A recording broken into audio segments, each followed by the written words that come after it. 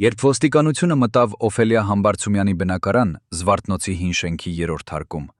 սեղանին գտան մի նամակ, որը 30 տարի թաքցված էր մնացել։ Այդ թուղթը գրված էր դողացող ձեռքով, եւ վերևում կար մեկ նախադասություն. «Մի կարդա, եթե չես ուզում իմանալ ճշմարտությունը»։ Բայց ամենաանսպասելին այն էր, որ այդ նամակը հասցեագրված էր ոչ թե ընտանիքին, այլ մի անծանոթ անձի, որի անունը երբեք չէր հնչել հրապարակայնորեն։ Ինչու էր Օֆելիան թաքցնում այդ նամակը իր ամբողջ կյանքի ընթացքում։ Ով էր այդ մարդը, որին նա վերջին խոսքերն էր ուղում։ Եվ ամենակարևորը, ինչպես է այդ թուղթը կապված նրա դստեր Տաթևիկ Հովնանյանի աստղային վերելքի հետ։ Այս պատմությունը կփոխի ամեն ինչ, ինչ դուք կարծում էիք, որ գիտեք այս ընտանիքի մասին։ 1993 թվականը Հայաստանի համար էր ամենամութ տարիներից մեծ մեկը։ Երևանը ապրում էր առանց էլեկտրականության, առանց ջեռուցման, առանց հույսի։ Մարդիկ այրում էին գրքեր, տները տաքացնելու համար, եւ երազանքները սառչում էին ավելի արագ, քան ձմեռային օդը։ Բայց Օֆելիա Համբարձումյանի փոքրիկ բնակարանում, որտեղ պատերը ծածկված էին խոնավությունից եւ պատուհանները փակված էին ստվարաթղթով, այրվում էր մի այլ կրակ։ Նա նստած էր իր 12 տարեկան դստեր Տաթևիկի հետ բուժուկի մոտ, եւ նրա սիրտը պատռվում էր երկու կողմ։ Մի կողմից մայրական սերը, որը պահանջում էր պահել երեխային մոտ, պաշտպանել նրան այս դաժան աշխարհից։ Մյուս կողմից մի ճանաչողություն, որը ավելի ուժեղ էր, քան ցանկացած վախ։ Օֆելիան լսում էր, թե ինչպես է Տաթևիկը երգում իրենց մութ խոհանոցում, եւ հասկանում էր, եթե այս ձայնը մնա այստեղ, այն կմարի։ Ոչ թե անմիջապես, այլ դանդաղ, ցավոտ, ինչպես մարվում են բոլոր հրաշալի բաները, երբ նրանց թաքցնում են աշխարհից։ Օֆելիան ինքն էր երգչուհի եղել երիտասարդության տարիներին։ Նա երգել էր Երևանի փոքրիկ ռեստորաններում, հարսանիքներում, երբեմն նույնիսկ օպերայի թատրոնի փոքրիկ համերգներում։ Նրա ձայնը նկարագրում էին որպես թավ մեղր, տաք, խորը, հուզական։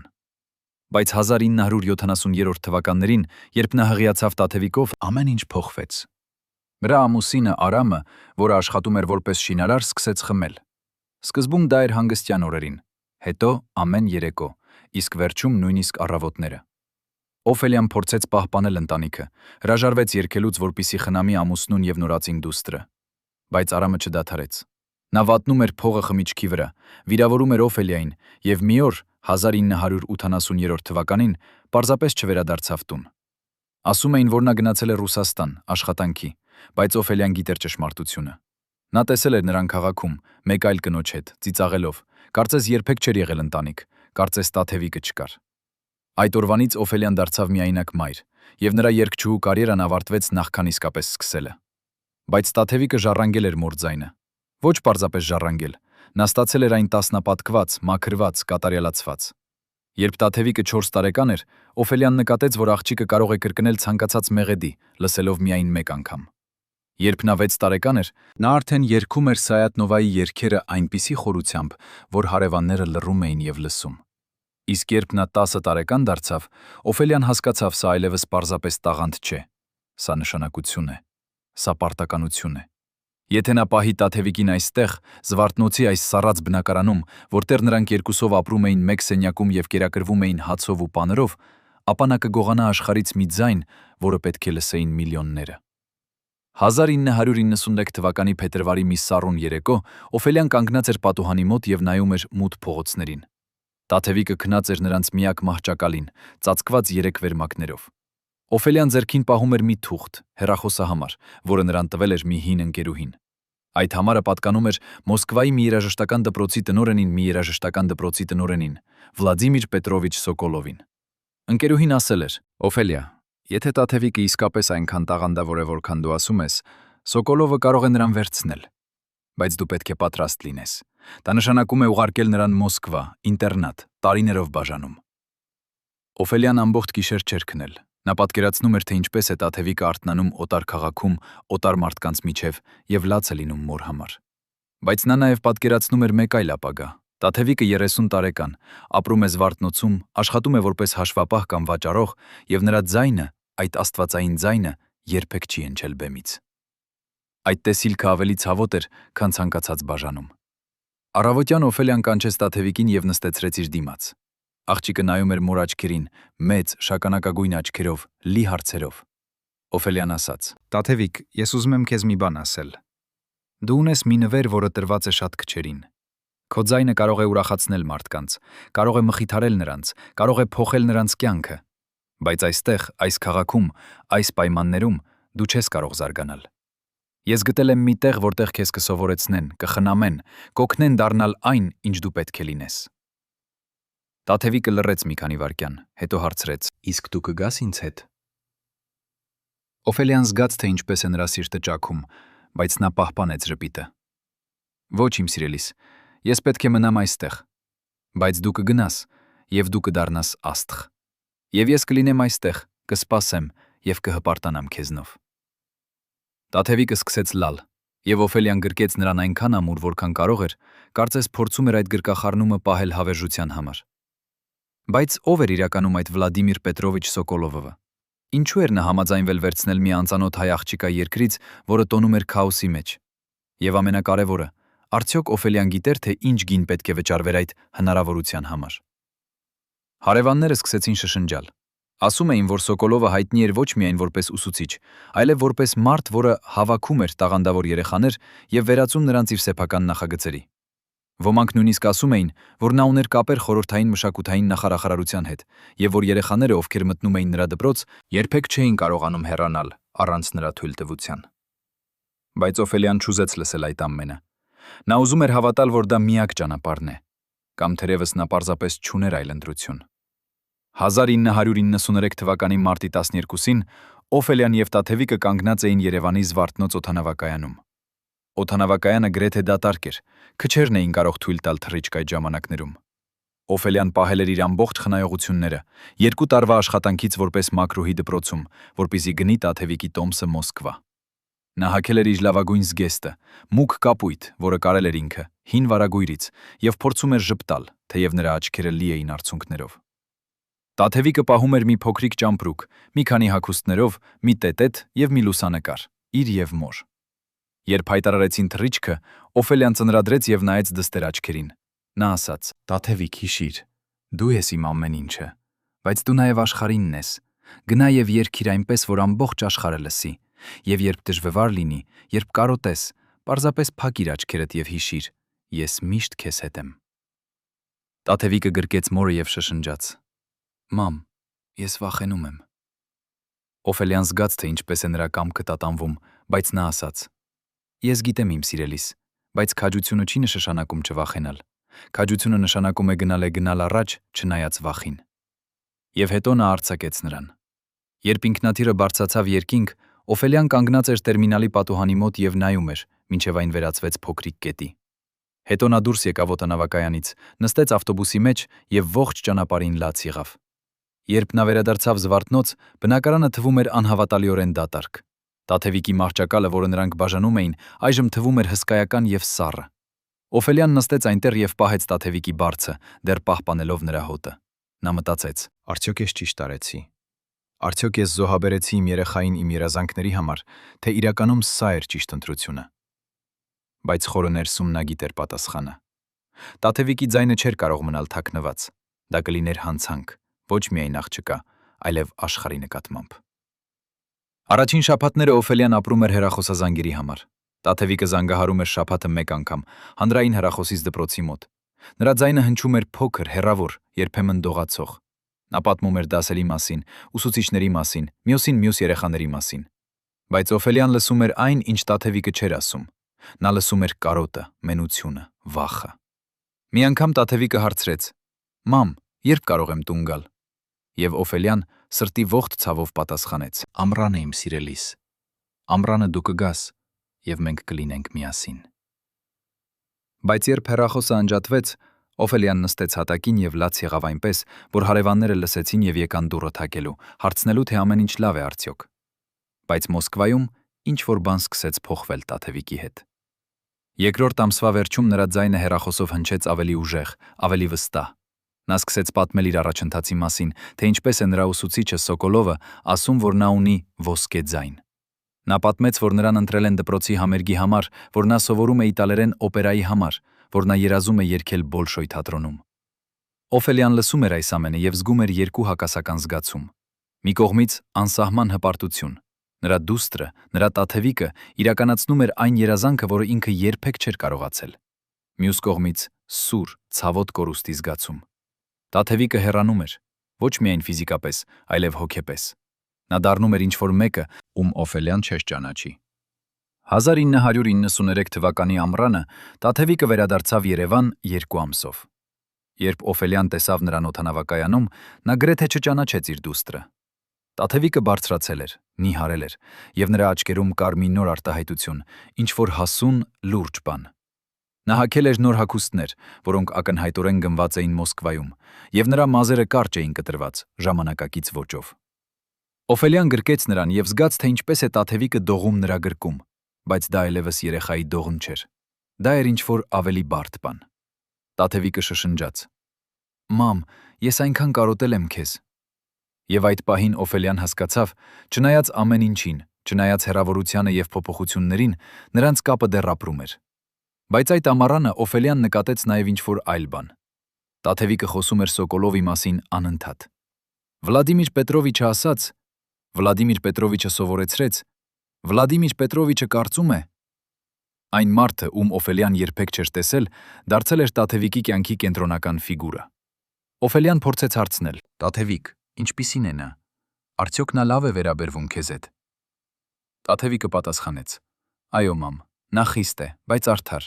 Նա ուզում է, որ ես լինեմ լավագույնը»։ Բայց Օֆելիան տեսավ մի բան Տաթևիկի աչքերում, մի փոքրիկ ստվեր, մի փոքրիկ վախ, որը աղջիկը փորձում էր թաքցնել։ Նա ուզում էր հարցնել ավելին, բայց վախենում էր։ Վախենում էր, որ եթե նա շատ խորը փորի, կգտնի ինչ-որ բան, որը կկործանի այն ամենը, ինչի համար նա զոհաբերել էր։ Ամռան վերջում, երբ Տաթևիկը պատրաստվում էր վերադառնալ Մոսկվա, Օֆելիան նրան տվեց մի փոքրիկ խաչիկ, ոսկյա, որը եղել էր իր մոր։ Նա ասաց. «Պահիր սա քեզ մոտ։ Երբ դժվար լինի, երբ կարոտես, վես բռնիր սա եւ հիշիր, դու երբեք միայնակ չես»։ Տաթևիկը վերցրեց խաչիկը եւ կախեց իր պարանոցին։ Հետո նա նայեց մոր աչքերին եւ ասաց. «Մամ, ես խոստանում եմ, ես կդառնամ այն, ինչ դու ուզում ես։ Ես կերքեմ ամբողջ աշխարհի համար, եւ դու կհպարտանաս ինձնով»։ Օֆելիան ժպտաց, բայց նրա սիրտը լի էր անհանգստությամբ։ Ինչու էր Տաթևիկը խոսում այնպես, կարծես դա պարտականություն է, ոչ թե երազանք։ Ինչու էր նրա ձայնում այդ ճնշման նշանը։ Բայց Օֆելիան չասաց ոչինչ։ Նա պարզապես գրկեց դուստրը եւ արձակեց նրան կրկին։ 1995 թվականին Տաթևիկ Հովնանյանը դարձավ Մոսկվայի երաժշտական դպրոցի աստղը։ Նրա անունը սկսեց հայտնվել տեղական թերթերում, նրան հրավիրեցին երգել հեռուստատեսային ծրագրերում, եւ Սոկոլովը սկսեց ներկայացնել նրան որպես իր մեծագույն հաջողությունը։ Օֆելիան լսում էր այս ամենը հեռախոսով եւ զգում էր, թե ինչպես է նրա սիրտը լցվում երջանկությամբ եւ միաժամանակ դատարկվում։ Նրա դուստրը հասնում էր բարձունքների, բայց Օֆելիան չէր կարող լինել այնտեղ, տեսնելու, շոշափելու, կիսելու այդ պահերը։ Նա դարձել էր հեռավոր դիտորդ իր սեփական երեխայի կյանքում։ Բայց 1996 թվականի աշնանը ինչ-որ բան փոխվեց։ Տաթևիկի հեռախոսազանգերը դարձան ավելի հազվադեպ։ Երբ նա զանգահարում էր, նրա ձայնը հնչում էր հոգնած, լարված։ Օֆելիան հարցնում էր. «Տաթևիկ, ամեն ինչ լավ է»։ Եվ Տաթևիկը պատասխանում էր. «Այո, մամ, ամեն ինչ լավ է, պարզապես շատ աշխատանք կա»։ Բայց Օֆելիան չէր հավատում։ Նա լսում էր ինչ-որ բան նրա դստեր ձայնում, ինչ-որ խորտակված, ճնշված բան։ Նա փորձեց հարցնել ավելին, բայց Տաթևիկը փոխում էր թեման։ Նա խոսում էր իր նոր ռեպերտուարի մասին, իր գալիք համերգների մասին, բայց երբեք չէր խոսում իր զգացմունքների մասին։ 1996 թվականի դեկտեմբերին Օֆելիան ստացավ մի նամակ Մոսկվայից։ Այն գրված էր Տաթևիկի ձեռքով, բայց ոճը տարօրինակ էր, պաշտոնական, հեռավոր։ Տաթևիկը գրում էր, որ նա չի կարող գալ Երևան նոր տարվա տոների համար, որովհետև Սոկոլովը կազմակերպել է հատուկ ինտենսիվ դասընթաց։ Նա գրում էր, որ սա կարևոր հնարավորություն է եւ որ նա չի կարող բաց թողնել։ Բայց վերջում, գրեթե անտեսանելի փոքր տառերով, Տաթևիկը ավելացրել էր. «Մամ, ես այնքան կարոտում եմ տուն։ Երբեմն ես երազում եմ մեր հին բնակարանի մասին, մեր բուժուկի մասին, քո ձեռքի բույրի մասին։ Բայց ես չեմ կարող վերադառնալ։ Ես պետք է շարունակեմ»։ Օֆելիան կարդաց այդ տողերը կրկին եւ ամեն անգամ նրա սիրտը ավելի ուժեղ էր ցավում։ Ինչու էր Տաթևիկը գրում «Ես չեմ կարող վերադառնալ», ոչ թե «Ես չեմ ուզում»։ Ինչ էր նշանակում «Ես պետք է շարունակեմ»։ Արդյոք դա էր Տաթևիկի ընտրությունը, թե ինչ-որ մեկի պարտադրանքը։ Օֆելիան որոշեց գործել։ Նա վերցրեց իր ամբողջ խնայողությունները կուտակված 3 տարվա ընթացքում եւ գնեց տոմս Մոսկվա։ Նա չէր նախազգուշացրել Տաթևիկին։ Նա ուզում էր անակնկալ այցելություն կատարել, տեսնել իր աչքերով, թե ինչ է իրականում կատարվում։ 1997 թվականի հունվարի սկզբին Օֆելիան ժամանեց Մոսկվա։ Քաղաքը սառ էր, ձյունածածկ, հսկայական։ Օֆելիան, որը երբեք չէր եղել Երևանից դուրս, զգում էր ինքն իրեն կորած, փոքր, վախեցած։ Բայց նա շարժվեց առաջ։ Նա գտավ դպրոցը, հին շենք Մոսկվայի կենտրոնում, եւ մտավ ներս։ Պահակը հարցրեց նրա, թե ում է փնտրում, եւ Օֆելիան պատասխանեց. Ես Տաթևիկ Հովնանյանի մայրն եմ։ Պահակը նայեց նրան տարօրինակ, հետո ասաց. Սպասեք այստեղ։ 15 րոպե անց հայտնվեց մի կին, միջին տարիքի, խիստ դեմքով։ Նա ներկայացավ որպես դպրոցի վարչական տնօրեն եւ ասաց. Պարոն Համբարձումյան, մենք չէինք սպասում ձեր այցելությանը։ Տաթևիկը այժմ դասի մեջ է եւ մենք չենք կարող նրան անհանգստացնել։ Օֆելիան զգաց, թե ինչպես է նրա ներսում բորբոքվում բարկությունը։ Նա ասաց. Ես նրա մայրն եմ։ Ես եկել եմ հազարավոր կիլոմետրեր, որպեսզի տեսնեմ իմ դուստրը, դուք չեք կարող արգելել ինձ։ Կինը հառաչեց, հետո ասաց. Լավ, բայց միայն 10 րոպե, եւ խնդրում եմ, մի անհանգստացրեք նրան, նա պատրաստվում է կարևոր մրցույթի։ Օֆելիային տարան մի փոքրիկ սենյակ, պրակտիկայի համար։ Մի քանի րոպե անց դուռը բացվեց, եւ Տաթևիկը մտավ։ Երբ նա տեսավ մորը, նրա դեմքը լուսավորվեց, բայց միաժամանակ Օֆելիան տեսավ նաեւ վախ։ Տաթևիկը վազեց եւ գրկեց մորը, բայց նրա մարմինը դողում էր։ Օֆելիան պահեց նրան եւ շշնջաց. Տաթևիկ, ինչ է կատարվում։ Ասա ինձ ճշմարտությունը։ Տաթևիկը նայեց դեպի դուռը, կարծես վախենում էր, որ ինչ-որ մեկը լսում է, հետո շշնջաց. Մամ, ես չեմ կարող խոսել այստեղ, բայց խնդրում եմ, վստահիր ինձ, ամեն ինչ լավ կլինի, ես պարզապես պետք է դիմանամ դեռ մի քիչ։ Օֆելիան զգաց, թե ինչպես է սառը ալիքը անցնում նրա ողնաշարով։ Նա հարցրեց. Դիմանալ ինչին։ Տաթևիկ, եթե ինչ-որ մեկը վնասում է քեզ, ասա ինձ, մենք կգնանք տուն։ Հիմա, այս րոպեին։ Բայց Տաթևիկը թափ տվեց գլուխը։ Նա ասաց. Ոչ, մամ, ես չեմ կարող հեռանալ։ Ես եկել եմ այնքան հեռու։ Եթե ես հիմա հեռանամ, ամեն ինչ կլինի ընդունայն։ Քո զոհաբերությունը կլինի ընդունայն։ Այդ խոսքերը հարվածեցին Օֆելիային ավելի ուժեղ, քան ցանկացած ֆիզիկական հարված։ Նրա դուստրը մնում էր այնտեղ ոչ թե իր երազանքների համար, այլ որովհետև զգում էր պարտավորություն։ Պարտավորություն մոր նկատմամբ, ով զոհաբերել էր ամեն ինչ։ Օֆելիան հասկացավ, նա ստեղծել էր մի բեռ, որը Տաթևիկը չէր կարող կրել, բայց չէր կարող նաև թափել։ Նա ուզում էր ասել. Տաթևիկ, դու ազատ ես։ Դու կարող ես գալ տուն։ Ես երբեք չեմ մեղադրի քեզ։ Բայց նախքան նա կարողանար խոսել, դուռը բացվեց, եւ այն խիստ կինը ասաց. Ժամանակը ավարտվեց։ Տաթևիկը արագ համբուրեց մորը եւ շշնջաց. Ես սիրում եմ քեզ, մամ, խնդրում եմ գնա տուն եւ սպասիր, շուտով ամեն ինչ կփոխվի։ Եվ հետո նա գնաց։ Օֆելիան կանգնած էր այդ դատարկ սենյակում եւ զգում էր, թե ինչպես է նրա աշխարհը փլատակվում։ Նա եկել էր փրկելու իր դուստրը, բայց փոխարենը հասկացել էր, որ Տաթևիկը գերի է ոչ թե Սոկոլովի, այլ իր սեփական պարտավորության զգացման։ Եվ ամենավատն այն էր, որ Օֆելիան ինքն էր ստեղծել այդ բանտը։ Նա դուրս եկավ դպրոցից եւ քայլեց Մոսկվայի սառը փողոցներով, արցունքներով, որոնք սառչում էին նրա այտերին։ Նա մտածեց. Ինչ եմ ես արել։ Ես կարծում էի, որ ես նվիրաբերում եմ նրան աշխարհին, բայց փոխարենը ես նրան դատապարտել եմ։ Բայց արդյոք դեռ ուշ չէր ամեն ինչ ուղղելու համար։ Արդյոք կար ճանապարհ, որը կվերադարձներ Տաթևիկին նրան, կվերադարձներ նրանց երկուսին այն պարզ ջերմ կյանքին, որը նրանք ունեին Զվարթնոցի այդ սառած բնակարանում։ Երբ Օֆելիան վերադարձավ Երևան, նրա փոստարկղում սպասում էր մի ծրար, ծանր փաթաթված շագանակագույն թղթի մեջ։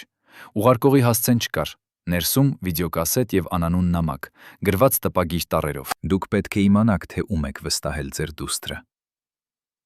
Օֆելիան դողացող ձեռքերով դրեց կասետը վիդեոմագնիտոֆոնի մեջ հարևանուհուց փոխառած։ Էկրանին հայտնվեց Մոսկվայի մի ռեստորանի ներսը, ծխախոտի ծուխ, բարձրաձայն ծիծաղ, սեղաններ լի շամպայնի շշերով։ Եվ այնտեղ անկյունային սեղանի մոտ նստած էր Վլադիմիր Պետրովիչ Սոկոլովը, նրա ձեռքը մի երիտասարդ աղջիկա ուսին, որը չէր կարող լինել ավելի քան 16 տարեկան։ Աղջիկը նայում էր ներքև, նրա դեմքը լարված էր, իսկ Սոկոլովը շշնջում էր նրա ականջին, ինչ-որ բան, որից աղջիկը սարսափով ցատկեց։ Կադրը փոխվեց։ Այժմ երևում էր դպրոցի միջանցքը, գիշերային ժամ։ Սոկոլովը տանում էր մեկ այլ աղջիկա դեպի իր գրասենյակը, նրա բռունցքը սեղմած աղջիկա գոգի վրա։ Վերջին կադրում տեսանելի էր փաստաթուղթ, պայմանագիր, որտեղ փոքր տառերով գրված էր. Ուսանողը պարտավորվում է կատարել բոլոր ուսուցչի հանձնարարությունները, ներառյալ անձնական բնույթի պահանջները։ Էկրանը մթնեց։ Օֆելիան նստած էր հատակին, նրա ձեռքերը ծածածկում էին բերանը, բայց պատկերները շարունակում էին պտտվել նրա գլխում։ Արդյոք Տաթևիկը նույնպես։ Ով էր ուղարկել այս կասետը եւ ինչու հենց հիմա։ Ամենակարևորը, ինչպես կարող էր նա փրկել իր դուստրը, երբ Տաթևիկն ինքը հրաժարվում էր փրկվել։ Օֆելիան չքնեց 3 գիշեր։ Նա նստում էր սեղանի մոտ եւ գրում էր նամակներ՝ Մոսկվայի ոստիկանություն, կրթության նախարարություն, նույնիսկ Կրեմլ։ Բայց ամեն անգամ, երբ նա պատրաստվում էր ուղարկել, նա հիշում էր Տաթևիկի խոսքերը. «Եթե ես հիմա հեռանամ, ամեն ինչ կլինի ընդունայն»։ Եթե նա բացահայտեր սկանդալ, Տաթևիկի կարիերան կավարտվեր նախքան սկսելը։ Նրան կդդրոշ մակընկեին որպես խնդրահարույց, որպես աղջիկ, ով չկարողացավ դիմանալ, եւ ավելի վատը, Տաթևիկը երբեք չէր ների նրան։ Օֆելիան հասկացավ, որ նա գտնվում է անելանելի իրավիճակում։ Եթե նա լռեր, Տաթևիկը կշարունակեր տառապել։ Եթե նա խոսեր, Տաթևիկի երազանքները կփլատակվեին։ Եվ այդ երկու տարբերակներից որևէ մեկը նշանակում էր կորցնել դուստրը։ 1997 թվականի փետրվարին Օֆելիան ստացավ հեռախոսազանգ անծանոթ տղամարդուց։ Տխոսազանգ անծանոթ տղամարդուց։ Ձայնը ցածր էր, կոշտ, ռուսական ակցենտով։ Նա ասաց. «Պարոն Համբարձումյան, ես գիտեմ, որ դուք ստացել եք կասետը։ Ես եմ այն ուղարկել։ Իմ անունն է Անդրեյ Վիկտորովիչ, եւ ես եղել եմ Սոկոլովի ասիստենտը 10 տարի։ Ես տեսել եմ, թե ինչ է նա անում այդ աղջիկների հետ, եւ ես այլևս չեմ կարող լռել։ Բայց եթե դուք ուզում եք օգնել ձեր դստերը, դուք պետք է լինեք խելացի։ Սոկոլովն ունի կապեր, բարձր, շատ բարձր։ Եթե դուք գնաք ուղիղ ոստիկանություն, նրանք կկորցնեն ձեր բողոքը, եւ դուք երբեք չեք տեսնի Տաթևիկին կրկին։ Բայց կա մեկ այլ ճանապարհ»։ Օֆելիան սեղմեց հեռախոսաշփոթը այնքան ուժեղ, որ նրա ձեռքերը ցավեցին։ Նա հարցրեց. «Ինչ ճանապարհ»։ Անդրեյ Վիկտորովիչը լռեց մի պահ, հետո ասաց. «Կա մի ժուրնալիստ, Մարինա Կուզնեցովա։ Նա հետաքննում է կոռուպցիան մշակութային ոլորտում։ Եթե դուք տաք նրան ապացույցները, նա կկարողանա հրապարակել պատմություն այնպես, որ Սոկոլովը չկարողանա այն կանգնեցնել։ Բայց դուք պետք է շտապեք։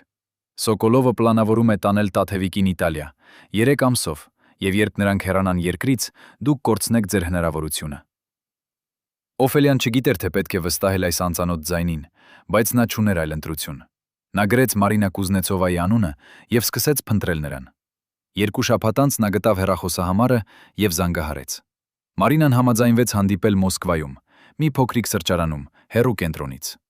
Օֆելիան կրկին վերցրեց իր վերջին խնայողությունները եւ թռավ Մոսկվա։ Երբ նա տեսավ Մարինային, նա զարմացավ։ Ժուրնալիստը երիտասարդ էր, 30-ից քիչ, կարճ մազերով, սուր աչքերով, որոնք կարծես տեսնում էին ամեն ինչի միջով։ Մարինան լսեց Օֆելիայի պատմությունը, դիտեց վիդեոկասետը եւ նրա դեմքը կարծրացավ։ Նա ասաց. «Պարոն Համբարձումյան, ես հավատում եմ ձեզ։ Եվ ես ունեմ նմանատիպ պատմություններ 6 այլ ընտանիքներից։ Բայց ես պետք է ազնիվ լինեմ ձեզ հետ։ Եթե ես հրապարակեմ սա, սկանդալը կլինի հսկայական, Սոկոլովը կկործանվի, բայց ձեր դուստրը նույնպես կտուժի։ Մարդիկ կխոսեն, կմեղադրեն, կասեն, որ նա գիտեր, որ նա համաձայնվեց։ Արդյոք դուք պատրաստ եք դրան»։ Օֆելիան զգաց, թե ինչպես է նրա աշխարհը նեղանում մի անհնար ընտրության շուրջ։ Նա կարող էր պաշտպանել Տաթևիկին Սոկոլովից, բայց միայն այն գնով, որ նրան կբացահայտեր հանրության դատաստանին։ Կամ նա կարող էր լռել եւ թույլ տալ, որ Տաթևիկը շարունակի ապրել այդ դժոխքում, հույսով, որ մի օր նա կազատվի։ Օֆելիան նայեց Մարինայի աչքերին եւ ասաց. «Ես չեմ կարող կայացնել այս որոշումը միայնակ։ Ես պետք է խոսեմ Տաթևիկի հետ»։ Մարինան հանգեց։ Նա ասաց. «Ես հասկանում եմ, բայց եթե դուք որոշեք շարունակել, ես կլինեմ այստեղ։ Եվ ես խոստանում եմ, ես կպատմեմ ճշմարտությունը այնպես, որ աշխարհը տեսնի Տաթևիկին ոչ թե որպես զոհ, այլ որպես վերապրող»։ Օֆելիան դուրս եկավ սրճարանից եւ քայլեց դեպի Սոկոլովի դպրոցը։ Այս անգամ նա չէր պատրաստվում հարցնել թույլտվություն։ Նա սպասեց դրսում, ցուրտում, մինչև դասերը ավարտվեցին։ Երբ աշակերտները սկսեցին դուրս գալ, նա տեսավ Տաթևիկին, քայլում միայնակ, գլուխը ներքև, ձեռքերը խորը գրպաններում։ Օֆելիան կանչեց. «Տաթևիկ»։ Աղջիկը շրջվեց եւ նրա դեմքին հայտնվեց ապշություն, հետո վախ։ Նա արագ մոտեցավ մորը եւ շշնջաց. «Մամ, ինչու ես այստեղ։ Դու չպետք է լինես այստեղ»։ Օֆելիան բռնեց նրա ձեռքերը եւ ասաց. «Տաթևիկ, մենք պետք է խոսենք, հիմա, անմիջապես»։ Նրանք գտան մի փոքրիկ այգի մոտակայքում եւ նստեցին սառած նստարանին։ Օֆելիան հանեց վիդեոկասետը իր պայուսակից եւ ասաց. «Ես տեսել եմ սա։ Ես գիտեմ, թե ինչ է կատարվում։ Եվ ես ունեմ ճանապարհ դադարեցնելու սա։ բայց ես չեմ կարող անել դա առանց քո համաձայնության։ Տաթևիկը նայեց կասետին եւ նրա դեմքը դարձավ մոխրագույն։ Նա ասաց. «Մամ, դու չես հասկանում։ Եթե դու սա հրապարակես, ես կորցնում եմ ամեն ինչ, ոչ միայն դպրոցը, այլև իմ անունը, իմ ապագան։ Ով կուզենա աշխատել ինձ հետ, երբ իմանան, որ ես եղել եմ, որ ես…» Նա չկարողացավ ավարտել նախադասությունը։ Օֆելիան գրկեց նրան եւ ասաց. «Տաթևիկ, դու չես արել ոչինչ սխալ։ Դու ես զոհը, եւ աշխարհը պետք է իմանա դա»։ Բայց Տաթևիկը հեռացավ։ Նա ասաց. «Ոչ, մամ, աշխարհը չի հասկանա։ Նրանք կասեն, որ ես գիտեի, որ ես կարող էի հեռանալ, որ ես մնացի, որովհետև ուզում էի հայտնի դառնալ։ Եվ թերևս նրանք ճիշտ են, թերևս ես իսկապես ընտրեցի սա»։ Օֆելիան զգաց, թե ինչպես է նրա սիրտը պատրվում։ Նրա դուստրը, նրա փայլուն, տաղանդավոր Տաթևիկը հավատում էր, որ նա արժանի է այս տանջանքին։ Արդյոք սա էր այն, ինչին նա դատապարտել էր նրան, ուղարկելով այստեղ։ Օֆելիան մնաց Մոսկվայում 3 օր, փորձելով համոզել Տաթևիկին։ Նրանք հանդիպում էին գաղտնի, փոքրիկ սրճարաններում, այգիներում, մետրոյի կայարաններում։ Ամեն անգամ Օֆելիան խոսում էր արդարության մասին, ճշմարտության մասին, ազատության մասին։ Եվ ամեն անգամ Տաթևիկը պատասխանում էր վախի, ամոթի, անորոշության մասին։ Բայց երրորդ օրը ինչ-որ բան փոխվեց։ Տաթևիկը եկավ հանդիպման արցունքներով։ Նա ասաց. «Մամ, երեկ Սոկոլովը կանչեց ինձ իր գրասենյակ։ Նա ասաց, որ լսել է, թե դու այստեղ ես, որ դու խոսում ես ժուրնալիստների հետ։ Նա սպառնաց ինձ։ Ասաց, որ եթե դու շարունակես, նա կապահովի, որ ես երբեք չերկեմ որևէ բեմում։ Նա ունի կապեր, մամ։ Նա կարող է ոչնչացնել ինձ»։ Օֆելիան զգաց, թե ինչպես է բարկությունը բորբոքվում նրա ներսում։ Նա ասաց. «Թող նա փորձի, մենք չենք վախենա նրանից»։ Բայց Տաթևիկը թափ տվեց գլուխը։ Նա ասաց. «Մամ, ես վախենում եմ։ Ես վախենում եմ նրանից։ Ես վախենում եմ սկանդալից։ Ես վախենում եմ ապագայից։ Բայց ամենից շատ ես վախենում եմ, որ քո զոհաբերությունը կլինի ընդունայն։ Դու տվեցիր ինձ ամեն ինչ, մամ։ Դու ապրեցիր աղքատության մեջ, որպեսզի ես կարողանամ ունենալ այս հնարավորությունը։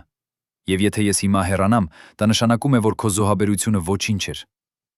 Այդ խոսքերը հարվածեցին Օֆելիային ավելի ուժեղ, քան ցանկացած ֆիզիկական ցավ։ Նա հասկացավ, նրա սեփական զոհաբերությունը դարձել էր շղթա, որը կապում էր Տաթևիկին այս դժոխքին։ Նա ուզում էր գոչել. «Ես չեմ հոգում իմ զոհաբերության մասին։ Ես հոգում եմ միայն քո մասին»։ Բայց նա գիտեր, որ Տաթևիկը չէր հավատալու նրա խոսքին։ Տաթևիկը չէր կարողանում հավատալ, որ այն, ինչ նա ասում էր, ուղղակի մտահոգություն էր, որ հայտնաբերված էր։ Այլակետից վերստիճավով շարունակվեց։ Մոտեցավ 11, համակվեցին։ Հավատում էին, որ Տաթևիկը գնում էր։ Հենց հետո լույսը տավեց։ Տաթևիկը չէր գնում։ Նա հնարավորություն ստացել էր եւ հարձակվեց տավակների վրա։ Նրանք խորը կողքեր, որ Տաթևիկը չէր հավատա։ Որովհետև Օֆելիան ինքը տարիներ շարունակ կրկնել էր. «Ես արեցի սա քո համար։ Դու պետք է արժանի լինես դրան»։ Նա ստեղծել էր մի պարտք, որը Տաթևիկը երբեք չէր կարող մարել։ Օֆելիան նստեց Տաթևիկի կողքին եւ ասաց. «Լսիր ինձ, Տաթևիկ, ես արեցի սխալ։ Ես կարծում էի, որ ես տալիս եմ քեզ հնարավորություն, բայց փոխարենը ես տվեցի քեզ բեռ, եւ հիմա ես ուզում եմ ազատել քեզ այդ բեռից։ Դու ոչինչ չես պարտական ինձ։ Դու ոչինչ չես պարտական աշխատական աշխարհին։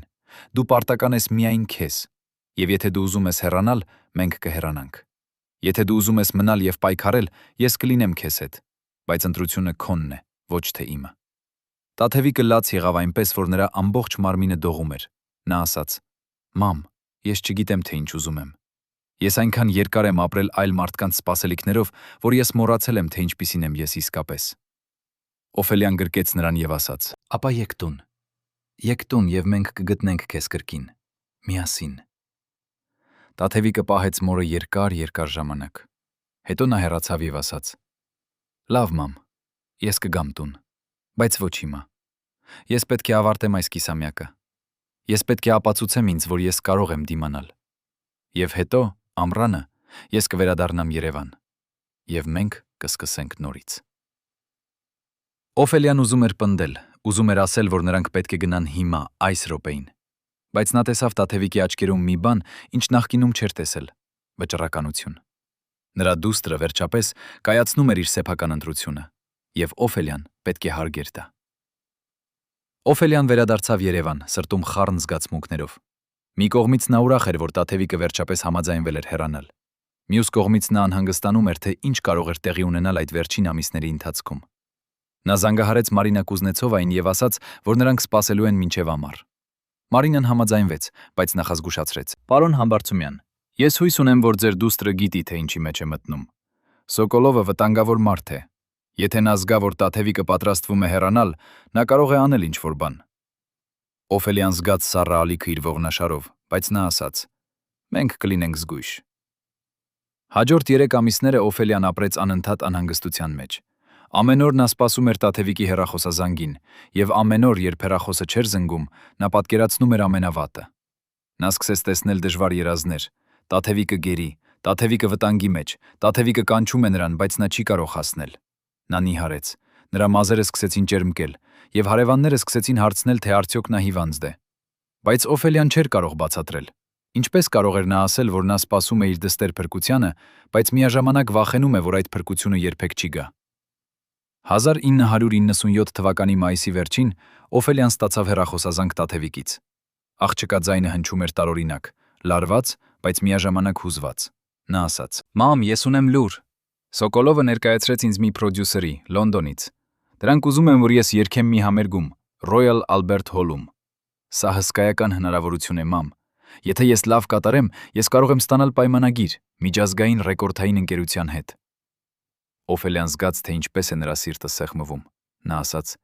«Տաթևիկ, բայց դու ասացիր, որ դու կգաս տուն ամռանը»։ Տաթևիկը լռեց մի պահ, հետո ասաց. «Ես գիտեմ, մամ, բայց սա այն, ինչի համար ես աշխատել եմ ողջ կյանքս։ Եթե ես բաց թողնեմ սա, ես երբեք չեմ ների ինձ։ Խնդրում եմ, հասկացիր»։ Օֆելիան ուզում էր գոչել, ուզում էր ասել. «Ոչ, դու խոստացար, դու ասացիր, որ դու կգաս տուն»։ Բայց նա լսեց Տաթևիկի ձայնում այն հույսը, այն հուզմունքը, որը նա չէր լսել ամիսներ շարունակ։ Եվ նա հասկացավ, եթե նա հիմա ասի ոչ, նա կկործանի այն փոքրիկ կենդանի մասը, որը դեռ մնացել էր Տաթևիկի մեջ։ Օֆելիան խորը շունչ քաշեց եւ ասաց. «Լավ, Տաթևիկ, գնա Լոնդոն, երգիր քո սիրտը, բայց խոստացիր ինձ մի բան։ Խոստացիր, որ դու կզգույշ կլինես։ Խոստացիր, որ եթե ինչ-որ բան սխալ լինի, դու կզանգահարես ինձ անմիջապես»։ Տաթևիկը ասաց. «Ես խոստանում եմ, մամ, եւ երբ ես վերադառնամ,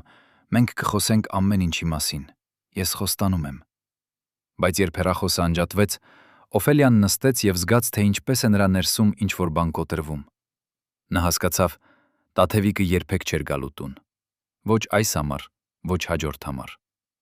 Աստղային փայլը, որը Օֆելիան տեսել էր իր դստեր աչքերում, այժմ դարձել էր ցանց, որը բռնել էր նրան եւ երբեք չէր արձակելու։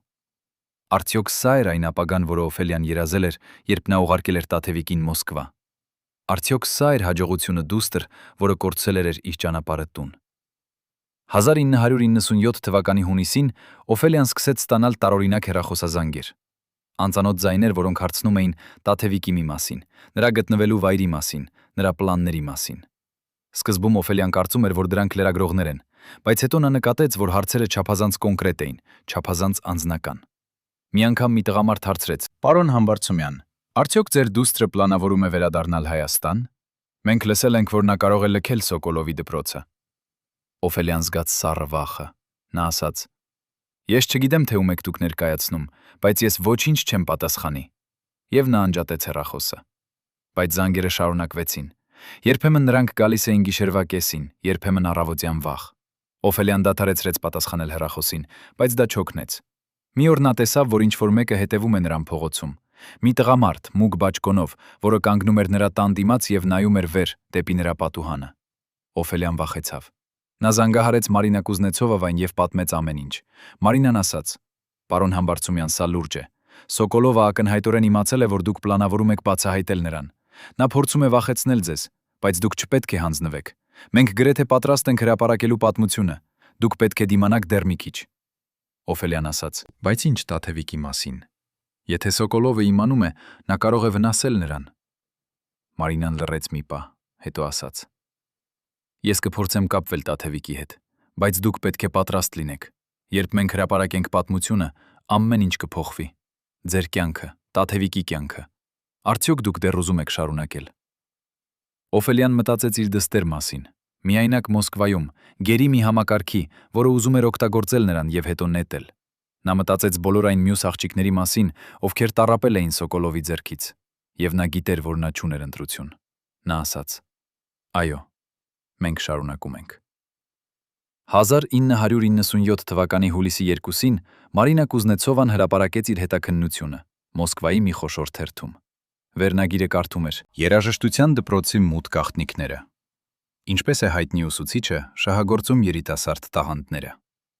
Հոդվածը մանրամասն նկարագրում էր Սոկոլովի վարքագիծը, ներառյալ վկայություններ 6 նախկին աշակերտներից, վիդեոապացույցներ եւ փաստաթղթեր։ Տաթևիկի անունը չէր հիշատակվում նրա պաշտպանության համար, բայց պատմությունը բավականաչափ հստակ էր։ Սկանդալը պայթեց անմիջապես։ Հեռուստատեսային ալիքները սկսեցին քննարկել թեման, ծնողները պահանջեցին հետաքննություն եւ կրթության նախարարությունը հայտարարեց, որ նրանք կսկսեն պաշտոնական ստուգում։ Սոկոլովը հերքեց բոլոր մեղադրանքները, բայց նրա դեմքը հեռուստատեսությունում լարված, պաշտպանական, ասում էր ավելին, քան նրա խոսքերը։ Օֆելիան կարդաց հոդվածը եւ զգաց խառն զգացմունքներ։ Մի կողմից նա զգում էր թեթևացում, որ վերջապես ճշմարտությունը դուրս էր եկել։ Մյուս կողմից նա անհանգստանում էր Տաթևիկի համար։ Նա փորձեց զանգահարել դպրոց, բայց ոչ ոք չպատասխանեց։ Նա փորձեց զանգահարել Տաթևիկի հեռախոսահամարին, բայց այն անջատված էր։ 3 օր Օֆելիան ապրեց անհանգստության մեջ, չգիտենալով, թե որտեղ է իր դուստրը, արդյոք նա անվտանգ է։ Հետո հուլիսի 5-ին դուռը թակեցին։ Օֆելիան բացեց այն եւ տեսավ Տաթևիկին, կանգնած շեմին, մի փոքրիկ ճամպրուկով ձեռքին։ Աղջիկը նայում էր հոգնած, նիհար, բայց նրա աչքերում կար ինչ-որ նոր բան, ինչ-որ հանգիստ, ինչ-որ ազատություն։ Օֆելիան գրկեց նրան եւ զգաց, թե ինչպես է Տաթևիկը դողում նրա գրկում։ Նրանք կանգնեցին այնտեղ երկար ժամանակ, դռան շեմին, երկուսն էլ լալով, երկուսն էլ պահելով միմյանց, կարծես վախենում էին, որ եթե նրանք արձակեն, մյուսը կվերանա։ Վերջապես Օֆելիան հեռացավ եւ նայեց Տաթևիկի աչքերին։ Նա ասաց. Դու տանը ես, դու անվտանգ ես։ Տաթևիկը հանգեց եւ ասաց. Այո, մամ, ես տանը եմ։ Բայց նրա ձայնում կար ինչ-որ բան, որը Օֆելիային անհանգստացրեց։ Ինչ-որ վերջնականություն, ինչ-որ հրաժեշտ։ Նա հարցրեց. Տաթևիկ, ինչ է կատարվել, ինչու ես այստեղ։ Տաթևիկը մտավ բնակարան եւ նստեց նրանց հին բուրժուկի մոտ, այն, որը դեռ կանգնած էր անկյունում, թեև այժմ այն օգտագործվում էր միայն որպես սեղան։ Նա ասաց. Երբ հոդվածը հրապարակվեց, Սոկոլովը կանչեցեց ինձ իր գրասենյակ։ Նա ասաց, որ ես դավաճան եմ, որ ես ոչնչացրել եմ նրա կյանքը, որ ես երբեք չերբեք չեմ երգի որևէ բեմում։ Նա սպառնաց ինձ, մամ։ Բայց այս անգամ ես չվախեցա։ Ես նայեցի նրա աչքերին եւ ասացի. Դուք չունեք իշխանություն իմ վրա այլևս, եւ ես դուրս եկա։ Օֆելիան զգաց, թե ինչպես է հպարտությունը լցվում նրա սրտում։ Նրա դուստրը վերջապես գտել էր իր ձայնը, ոչ միայն երգելու համար, այլև պաշտպանելու իր անձը։ Բայց Տաթևիկը դեռ չէր ավարտել։ Նա ասաց. Բայց մամ, ես պետք է ազնիվ լինեմ քեզ հետ։ Ես չգիտեմ, թե ինչ է լինելու հիմա։ Սկանդալը ոչնչացրեց Սոկոլովին, բայց այն նաև ոչնչացրեց իմ հեղինակությունը։ Ոչ ոք չի ուզում աշխատել ինձ հետ։ Նրանք ասում են, որ ես շատ խնդրահարույց եմ, որ ես բերում եմ վատ հրապարակայնություն։ Լոնդոնի համերգը չեղարկվեց, ռեկորդային պայմանագիրը չեղարկվեց։ Ամեն ինչ, ինչի համար ես աշխատել եմ, անհետացավ։ Օֆելիան զգաց, թե ինչպես է նրա սիրտը ցավում։ Նա ասաց. Տաթևիկ, ես այնքան ցավում եմ։ Սա իմ մեղքն է։ Եթե ես չէի հրապարակել պատմությունը, բայց Տաթևիկը ընդհատեց նրան։ Նա ասաց. Ոչ, մամ։ Դու արեցիր ճիշտ բանը։ Եվ ես շնորհակալ եմ քեզ, որովհետև առաջին անգամ իմ կյանքում ես զգում եմ ազատ։ Ես չգիտեմ, թե ինչ է լինելու հետո, բայց ես գիտեմ, որ ես այլևս չեմ ապրում ուրիշների սպասելիքներով։ Ես ապրում եմ իմ սեփական ճշմարտությամբ։ Օֆելիան գրկեց Տաթևիկին եւ զգաց, թե ինչպես են արցունքները հոսում նրա այտերով։ Բայց այս անգամ դրանք ցավի արցունքներ չէին, դրանք էին թեթևացման արցունքներ, հույսի արցունքներ։ Նրանք կորցրել էին շատ բան, տարիներ, հնարավորություններ, երազանքներ, բայց նրանք գտել էին ինչ-որ ավելի արժեքավոր բան՝ միմյանց։ Եվ այդ պահին Օֆելիան հասկացավ, նրա ամենամեծ զոհաբերությունը չէր եղել ուղարկել Տաթևիկին Մոսկվա։ Այն էր արձակել նրան, թույլ տալ նրան ընտրել իր սեփական ճանապարհը, նույնիսկ եթե այդ ճանապարհը տանում էր հեռու աստղերից եւ վերադարձնում էր տուն։ Արդյոք Տաթևիկը երբևէ կերքեր Ռոյալ Ալբերտ Հոլում։ Արդյոք նա երբևէ կդառնար այն աստղը, որը Օֆելիան երազել էր։ Ոչ ոք չգիտեր, բայց այժմ այս պահին նրանք միասին էին, եւ դա բավական էր։ Երբ Տաթևիկը վերադարձավ Երևան 1997 թվականի հուլիսին, Օֆելիան կարծում էր, որ նրանց պատմությունը վերջապես կգտնի իր խաղաղավարտը։ Բայց մի ամիս անց, օգոստոսի տապին, երբ Օֆելիան վերադարձավ շուկայից, նա գտավ Տաթևիկին նստած հատակին, շրջապատված հարյուրավոր թղթերով։ Դրանք նամակներ էին, ատելության նամակներ։ Դու ոչնչացրեցիր մեծ ուսուցչի կյանքը։ Դու սուտ ես ասում հայտնի դառնալու համար։ Դու պոռնիկ ես, որը հիմա խաղում ես զոհի դեր։ Տաթևիկը կարդում էր դրանք մեկը մյուսի հետևից։ Նրա դեմքը անարտահայտիչ, բայց նրա ձեռքերը դողում էին։ Օֆելիան ծնրադրեց նրա կողքին և փորձեց վերցնել նամակները, բայց Տաթևիկը ամուր բռնել էր դրանք։ Նա շշնջաց. «Մամ, թերևս նրանք ճիշտ են։ Թերևս ես իսկապես ոչնչացրի Սոկոլովի կյանքը։ Նա տվեց ինձ ամեն ինչ, և ես…» Օֆելիան բռնեց նրա դեմքը երկու ձեռքերով և ասաց. «Տաթևիկ, նայիր ինձ։ Այդ մարդը չտվեց քեզ ոչինչ բացի ցավից և վախից։ Դու փրկեցիր ինքդ քեզ։ Եվ այդ նամակները, դրանք գրված են մարդկանց կողմից, ովքեր երբեք չեն իմացել ճշմարտությունը»։ Բայց Տաթևիկի աչքերում Օֆելիան տեսավ ինչ-որ բան, որը նրան սարսափեցրեց։ Կասկած, որը սկսում էր արմատավորվել։ Արդյոք նրանք իսկապես արել էին ճիշտ բանը, թե պարզապես փոխարինել էին մի դժոխքը մեկ այլով։ Օֆելիան որոշեց, որ նրանք պետք է հեռանան Զվարթնոցից։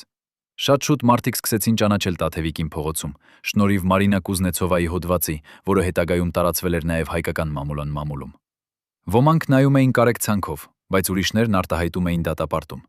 Մի անգամ, երբ Տաթևիկը գնում էր հացի խանութ, մի տարեց կին մոտեցավ նրան և թքեց նրա դեմքին ասելով. «Ամոթ քեզ, ոչնչացնելու համար հայրենական հերոսի»։ Տաթևիկը վերադարձավ տուն լաց լինելով, և Օֆելիան հասկացավ նրանք չեն կարող մնալ այստեղ։ Նա սկսեց փնտրել նոր բնակարան, ավելի հեռու, ավելի անանուն թաղամասում։ Բայց փողը խնդիր էր։ Օֆելիայի աշխատավարձը որպես մաքրուհի բավարար չէր, և Տաթևիկը չէր կարող գտնել աշխատանք։ Ով կվարձեր աղջկան, որի անունը կապված էր սեքսուալ շահագործման սկանդալի հետ։ Նրանք սկսեցին վաճառել իրենց իրերը, մեկը մյուսի հետևից։ Օֆելիայի հին ոսկե ականջողերը, որոնք եղել էին նրա մոր։ Տաթևիկի դաշնամուրը, որը նրանք գնել էին երկրորդ ձեռքից, երբ նա 6 տարեկան էր։ Ամեն վաճառքով Օֆելիան զգում էր, թե ինչպես է նրանց անցյալը հալչում, բայց նա չէր կարող դադարեցնել։ Նրանք պետք է վերապրեին։ 1998 թվականի սեպտեմբերին Օֆելիան և Տաթևիկը տեղափոխվեցին Նոր Քմարաշ, փոքրիկ մեկ սենյակ բնակարան, որտեղ պատերը բարակ էին և հարևանների կռիվները լսվում էին ամեն գիշեր։ Բայց գոնե այստեղ ոչ ոք չէր ճանաչում Տաթևիկին։ Նրանք կարող էին ապրել անանուն, անտեսանելի։ Օֆելիան վերցրեց երկրորդ աշխատանք՝ գիշերային հերթապահություն հիվանդանոցում, և Տաթևիկը սկսեց տալ երաժշտության մասնավոր դասեր փոքր երեխաներին։ Դրամը քիչ էր, բայց բավարար, վճարելու վարձը և գնելու հաց։ Նրանք ապրում էին օրեցօր, և Օֆելիան փորձում էր համոզել ինքն իրեն, որ սա բավական է։ Բայց գիշերները, երբ նա նայում էր Տաթևիկին քնած նրանց փոքրիկ մահճակալին, նա տեսնում էր, թե ինչպես է նրա դուստրը դանդաղ մարում։ Ոչ ֆիզիկապես, այլ ներսից։ Այն փայլը, որը մի ժամանակ լուսավորում էր Տաթևիկի աչքերը, երբ նա երգում էր, այժմ անհետացել էր։ Նա դասավանդում էր երաժշտություն մեխանիկորեն, առանց կրքի, առանց ուրախության։ Եվ Օֆելիան հարցնում էր ինքն իրեն, արդյոք նա փրկել էր իր դուստրը, թե պարզապես տեղափոխել էր նրան մի այլ բանտ։ 1998 թվականի դեկտեմբերին, նոր տարվան նախօրեին, Օֆելիան վերադարձավ տուն իր գիշերային հերթից և գտավ Տաթևիկին նստած պատուհանի մոտ, նայելով դեպի ձյունածածկ փողոցները։ Նա չշրջվեց, երբ Օֆելիան մտավ, չասաց բարի լույս։ Օֆելիան մոտեցավ և նստեց նրա կողքին։ Նրանք նստեցին լռության մեջ երկար ժամանակ, մինչև Տաթևիկը վերջապես խոսեց։ Նա ասաց. «Մամ, ես երազ տեսա երեկ։ Ես կանգնած էի բեմին Բոլշոյ թատրոնում և երգում էի։ Դահլիճը լի էր մարդկանցով, և նրանք ծափահարում էին։ Բայց երբ ես նայեցի ներքև, ես տեսա, որ իմ բերանից դուրս էր գալիս ոչ թե ձայն, այլ արյուն։ Եվ մարդիկը դադարեցին ծափահարել և սկսեցին վազել դուրս։ Ես արթնացա գոչելով»։ Օֆելիան զգաց, թե ինչպես է սառը ալիքը անցնում նրա ողնաշարով։ Նա հարցրեց. «Տաթևիկ, ինչու ես չասացիր ինձ»։ Տաթևիկը շրջվեց և նայեց մոր աչքերին։ Նրա դեմքը գունատ էր, և նրա աչքերի տակ մուգ շրջանակներ կային։ Նա ասաց. «Որովհետև ես չեմ ուզում, որ դու անհանգստանաս ավելի, քան արդեն անհանգստանում ես։ Դու արդեն զոհաբերել ես ամեն ինչ իմ համար, մամ, ես չեմ կարող պահանջել ավելին»։ Օֆելիան գրկեց նրան և զգաց, թե ինչպես է Տաթևիկի մարմինը նիհարել, թե ինչպես են նրա ոսկորները սուր դարձել։ Արդյոք նրանք կարող էին շարունակել այսպես, ապրելով կիսակյանքով, կիսաերազանքներով։ 1999 թվականի հունվարին Օֆելիան ստացավ հեռախոսազանգ Մարինա Կուզնեցովայից։ Ժուրնալիստը ասաց, որ Սոկոլովի դատական գործընթացը սկսվել է Մոսկվայում եւ որ դատախազությունը ուզում է, որ Տաթևիկը վկայություն տա։ Օֆելիան զգաց, թե ինչպես է նրա սիրտը սեղմվում։ Նա ասաց. «Մարինա, Տաթևիկը չի կարող վերադառնալ Մոսկվա։ Նա դեռ չի ապաքինվել այն ամենից, ինչ տեղի ունեցավ»։ Բայց Մարինան պնդեց։ Նա ասաց. «Օֆելիա, ես հասկանում եմ, բայց առանց Տաթևիկի վկայության Սոկոլովը կարող է խուսափել պատժից։ Նրա փաստաբանները արդեն փորձում են դատարկել գործը, ասելով, որ բոլոր մեղադրանքները հիմնված են լուրերի վրա, ոչ թե փաստերի։ Տաթևիկը միակն է, ով կարող է տալ ուղղակի վկայություն։ Եթե նա չգա, Սոկոլովը կազատվի, եւ բոլոր այն աղջիկները, ովքեր տառապել են նրա ձեռքից, երբեք չեն ստանա արդարություն»։ Օֆելիան լռեց։ Նա գիտեր, որ Մարինան ճիշտ է, բայց նա նաև գիտեր, թե ինչ կարժենար սա Տաթևիկին։ Վերադառնալ Մոսկվա, կանգնել դատարանում, նայել Սոկոլովի աչքերին եւ պատմել ամբողջ աշխարհին այն ամենը, ինչ տեղի էր ունեցել։ Սա կլիներ նորից ապրել այդ ամբողջ ցավը։ Օֆելիան խոսեց Տաթևիկի հետ այդ երեկո։ Նրանք նստեցին իրենց փոքրիկ սեղանի մոտ, խոնավ պատերով սենյակում, եւ Օֆելիան բացատրեց իրավիճակը։ Տաթևիկը լսեց լռությամբ։ Նրա դեմքը անարտահայտիչ։ Երբ Օֆելիան ավարտեց, Տաթևիկը ասաց. «Ես գիտեի, որ այս օրը կգա։ Ես գիտեի, որ ես չեմ կարող պարզապես փախչել եւ մոռանալ»։ Օֆելիան բռնեց նրա ձեռքը եւ ասաց. «Տաթևիկ, դու ոչինչ չես պարտական անել։ Դու արդեն բավական ես տվել։ Եթե դու չես ուզում գնալ, ես կպաշտպանեմ քեզ։ Ես կասեմ նրանց, որ դու չես կարող»։ Բայց Տաթևիկը թափ տվեց գլուխը։ Նա ասաց. «Ոչ, մամ։ Եթե ես չգնամ, Սոկոլովը կշարունակի անել այն, ինչ նա արեց ինձ հետ, մյուս աղջիկների հետ։ Եվ ես չեմ կարող ապրել այդ գիտակցությամբ։ Ես պետք է գնամ։ Ոչ նրանց համար, ոչ քո համար, այլ իմ համար։ Որպեսզի ես կարողանամ նայել հայելուն եւ տեսնել ինչ-որ մեկին, ում ես կարող եմ հարգել»։ Օֆելիան զգաց, թե ինչպես է հպարտությունը եւ վախը խառնվում նրա ներսում։ Նրա դուստրը, որը մի ժամանակ այնքան փխրուն էր թվում, այժմ ցույց էր տալիս ուժ, որը Օֆելիան երբեք չէր գիտել, որ նա ունի։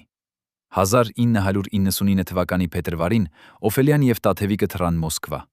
Այս անգամ նրանք չմնացին հյուրանոցում, այլ Մարինա Կուզնեցովայի բնակարանում։ Ժուրնալիստը ընդունեց նրանց ջերմությամբ, պատրաստեց ճաշ, տվեց նրանց իր սենյակը։ Նա ասաց. «Դուք անվտանգ եք այստեղ։ Ոչ ոք չգիտե, որ դուք եկել եք»։ Բայց Օֆելիան տեսավ, թե ինչպես է Տաթևիկը դողում, ամեն անգամ, երբ դուռը թակում էին, ինչպես է նա ցատկում, ամեն անգամ, երբ հեռախոսը զնգում էր։ Մոսկվան Տաթևիկի համար այլևս երազանքների քաղաք չէր։ Այն դարձել էր ճնշող տեղ, լի ստվերներով եւ վախերով։ Դատական նիստը նշանակված էր փետրվարի 15-ին։ Օֆելիան ուզում էր գնալ Տաթևիկի հետ, բայց դատախազությունը ասաց, որ միայն վկաները կարող են մտնել դահլիճ։ Օֆելիան պետք է սպասեր դրսում, միջանցքում, մինչև ամեն ինչ ավարտվեր։ Դատական նիստի առավոտյան Օֆելիան օգնեց Տաթևիկին հագնվել։ Նրանք ընտրել էին պարզ, խիստ հագուստ, մուգ կապույտ կոստյում, սպիտակ վերնաշապիկ։ Տաթևիկը նայում էր ավելի մեծ, քան իր 17 տարիները, բայց միաժամանակ անհավատալիորեն փխրուն։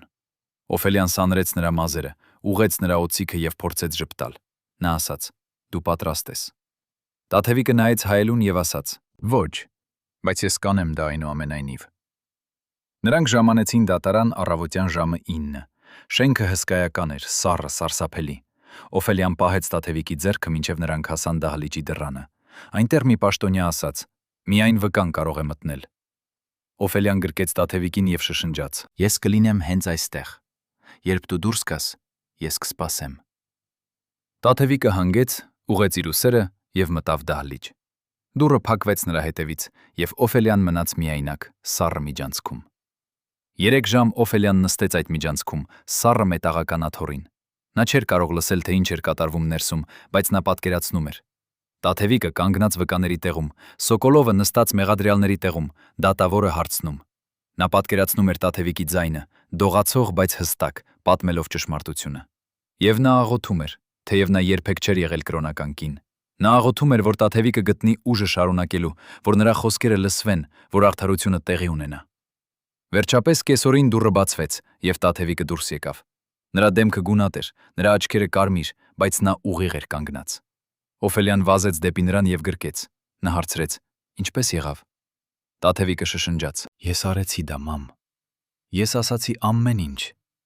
Եվ Սոկոլովը նայում էր ինձ ողջ ժամանակ, փորձելով վախեցնել ինձ, բայց ես չվախեցա։ Ես նայեցի նրա աչքերին եւ ասացի ճշմարտությունը։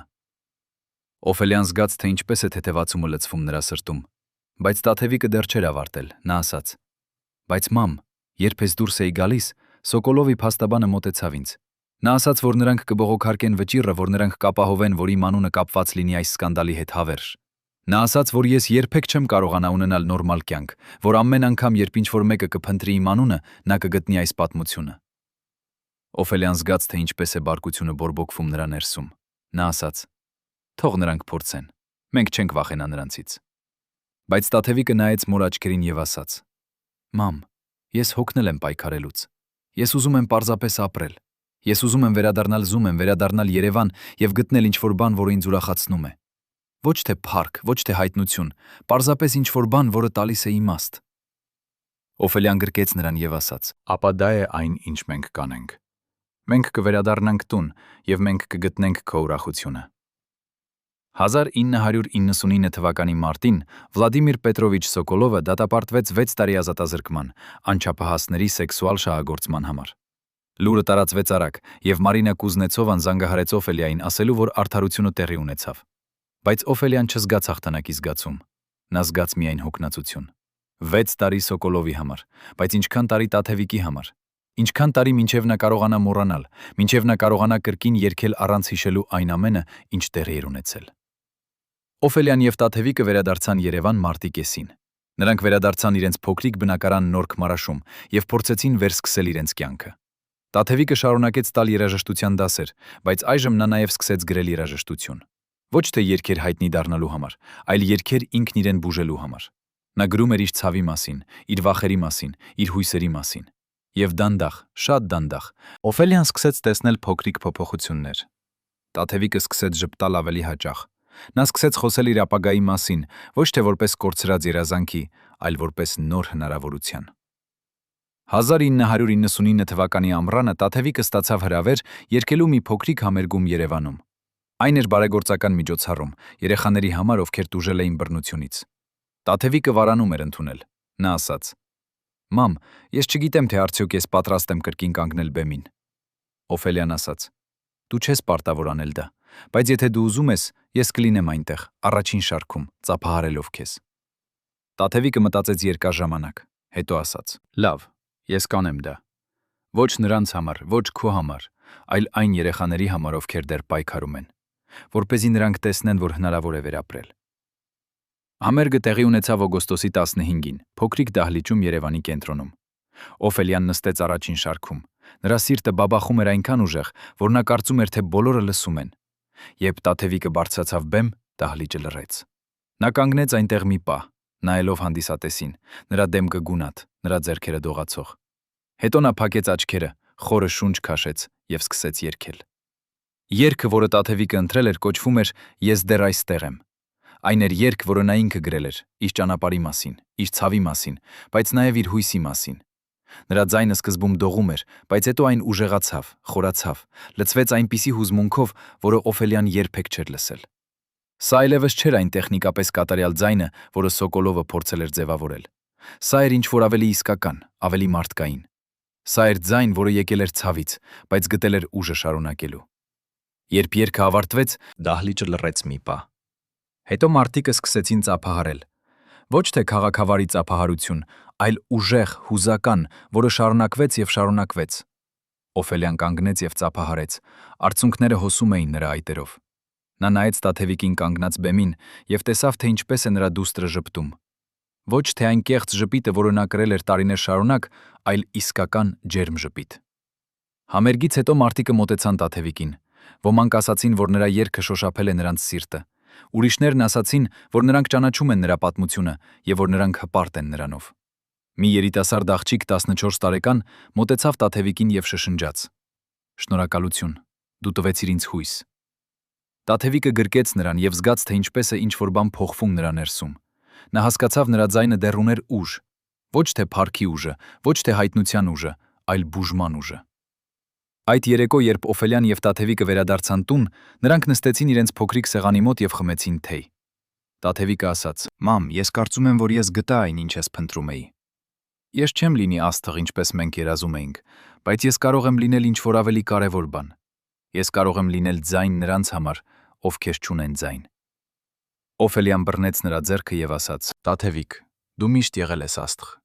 Ոչ թե այն տեսակի աստղը, որը փայլում է բեմերին, այլ այն տեսակի աստղը, որը լուսավորում է մութ ճանապարհները։ Բայց այդ գիշեր, երբ Տաթևիկը քնած էր, Օֆելիան նստեց պատուհանի մոտ եւ նայեց դեպի աստղերը։ Նա մտածեց այն ամենի մասին, ինչ նրանք անցել էին՝ զոհաբերությունները, ցավերը, կորուստները։ Նա մտածեց այն երազանքների մասին, որոնք նրանք ունեցել էին, եւ այն իրականության մասին, որը նրանք գտել էին։ Եվ նա հարցրեց ինքն իրեն. արդյոք նա կրկին կաներ նույն ընտրությունը, եթե նա կարողանար վերադառնալ ժամանակում։ Արդյոք նա կրկին կուղարկեր Տաթևիկին Մոսկվա, գիտենալով այն ամենը, ինչ կտեղի ունենար։ Պատասխանը եկավ ոչ թե խոսքերով, այլ զգացմունքով։ Ոչ։ Եթե նա կարողանար վերադառնալ, նա կպահեր Տաթևիկին մոտ։ Նա կգտներ այլ ճանապարհ, սնուցելու նրա տաղանդը, առանց զոհաբերելու նրա անվտանգությունը։ Բայց նա չէր կարող վերադառնալ։ Նա կարող էր միայն առաջ գնալ։ Եվ այդ պահին Օֆելիան կայացրեց մի որոշում։ Նա չէր լինելու այն մայրը, որը ապրում է անցյալի հետ։ Նա կլիներ այն մայրը, որը օգնում է իր դստերը կառուցել ապագա։ Ոչ թե այն ապագան, որը նրանք երազել էին, այլ այն ապագան, որը Տաթևիկը ինքը կընտրեր։ Արդյոք այդ ապագան կլիներ հեշտ։ Արդյոք այն կլիներ առանց ցավի։ Օֆելիան չգիտեր, բայց նա գիտեր մի բան. նրանք միասին էին, եւ այդ բավական էր սկսելու համար։ 2000 թվականի գարնանը, երբ Տաթևիկը արդեն 22 տարեկան էր, Օֆելիան սկսեց նկատել տարօրինակ փոփոխություններ իրենց փոստարկղում։ Ամեն շաբաթ հայտնվում էր մի նոր ծրար, փաթաթված շագանակագույն թղթի մեջ, առանց ուղարկողի հասցեի։ Ներսում փող։ Ոչ թե շատ, բայց բավական, վճարելու վարձը 1 ամսով։ Օֆելիան բացեց առաջին ծրարը դողացող ձեռքերով եւ հաշվեց թղթադրամները՝ հնգետասն 1000 դրամ։ Երկրորդ շաբաթ նույն գումարը։ Երրորդ շաբաթ կրկին։ Նա ցույց տվեց դրանք Տաթևիկին եւ հարցրեց, արդյոք նա գիտե ինչ-որ բան։ Տաթևիկը թափ տվեց գլուխը, բայց նրա աչքերում Օֆելիան տեսավ ինչ-որ բան։ Մի փոքրիկ կասկած, մի փոքրիկ վախ։ Նրանք փորձեցին գտնել ուղարկողին։ Օֆելիան հարցրեց հարևաններին, բայց ոչ ոք ոչինչ չէր տեսել։ Նա գնաց փոստային բաժին, բայց այնտեղ ասացին, որ ծրարները թողնվում են գիշերվա ընթացքում, փոստարկղում, ոչ թե ներսում։ Ո՞վ էր այդ անծանոթ բարերարը, եւ ինչու էր նա ուղարկում փող, անանուն, գաղտնի։ Արդյոք սա էր ինչ-որ մեկը, ով զղջում էր անցյալի համար, թե ինչ-որ մեկը, ով պատրաստվում էր պահանջել ինչ-որ բան ապագայում։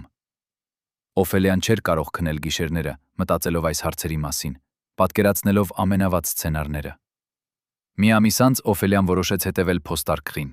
Նա նստեց պատուհանի մոտ ամբողջ գիշեր, սպասելով տեսնելու, թե ով կգա։ Առաջին գիշեր ոչ ոք։ Երկրորդ գիշեր նույնը։ Բայց երրորդ գիշեր, երբ ժամացույցը ցույց էր տալիս 3:30, Օֆելիան տեսավ մի ստվեր, մոտենում նրանց շենքին։ Մի տղամարդ, բարձրահասակ, լայն ուսերով, հագած մուգ բաճկոն եւ գլխարկ, որը ծածկում էր նրա դեմքը։ Նա մոտեցավ փոստարկղին, դրեց ծրարը ներս եւ արագ հեռացավ, առանց նայելու շուրջը։ Օֆելիան փորձեց վազել դուրս, բայց մինչև նա հասավ փողոց, տղամարդը արդեն անհետացել էր մութի մեջ։ Նա վերադարձավ բնակարան սրտի բաբախյունով եւ պատմեց Տաթևիկին։